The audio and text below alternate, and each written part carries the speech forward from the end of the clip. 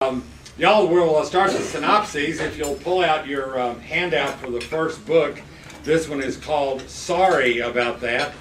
And if you'll pull that one out, we'll start our first book synopsis. Sorry About That is a book that is written by Edwin Batista, and he is a linguist. And what happens is he is a pretty profound author, but this is the first one that has actually cracked the business literature. As I mentioned, this is a linguist, and what he does in this book, he takes all kinds of apologies that have been made in public, and all of you are familiar with the many stories that are told in this book, but you likely never have dissected it like he does. Now, unless I totally misread this audience, my assumption is that you all are not interested in English parts of speech, such as direct objects and past participles and all of that. And if you're not interested, I'm not either. So what I'm doing is I'm omitting all of those terms, and we are going to, though, look at some of the apologies this way. If you'll look at page 2 of your outline, this talks about the grammar of speech. Saying I'm sorry is different from saying I apologize. The former reports on an internal state of the speaker, but does not literally perform an apology.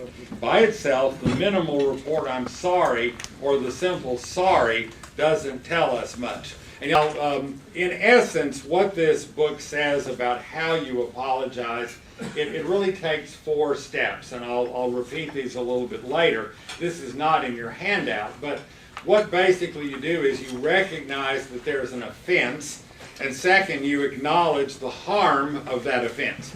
And this is one of the things that happened in my own marriage, because at one point I remember saying I'm sorry, and she asked me if I knew what I was sorry for, and I didn't know what it was, but I was sorry that I didn't know I was sorry for it. And so that doesn't go too far, you guys who are married. But you recognize the offense, you acknowledge there's a harm. Third, you have some desire to resolve or reconciliate that.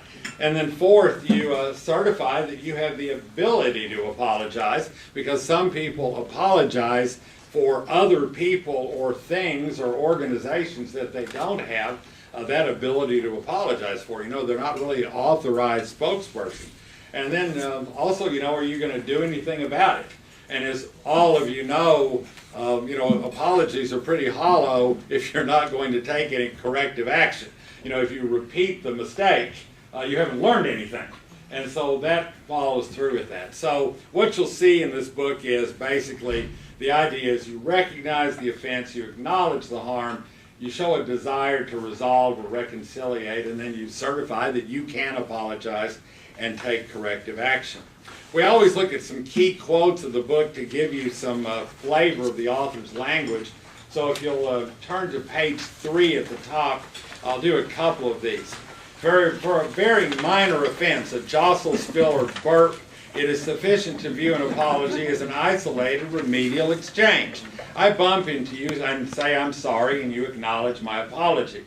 But apologies for more serious offenses almost always go beyond simple social exchanges of dialogue. Skip down 4. Sorry provides somewhat more grammatical flexibility than apologize, and somewhat more semantic flexibility.